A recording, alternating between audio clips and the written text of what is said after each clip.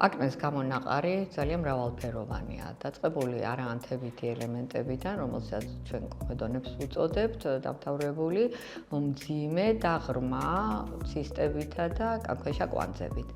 ყველაფერი ეს, ანუ ყველა ეს გამონაყარი ერთდროულად შეიძლება იყოს წარმოდგენილი კანზე. ზოგადად აკნე იწყება კომედონიდან. კომედონის გარეშე არც ერთი აკნე არ არსებობს.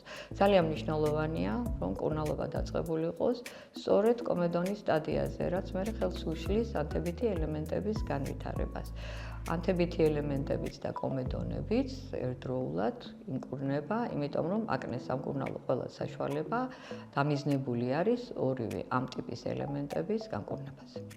აკნეს მკურნალობა ხშირად არის დაკავშირებული კანის გაშრობასა და კანის მკვდარი ელემენტების აკერცვლაზე, რამაც თავისთავად შეიძლება კანის გაღიზიანება გამოიწვიოს.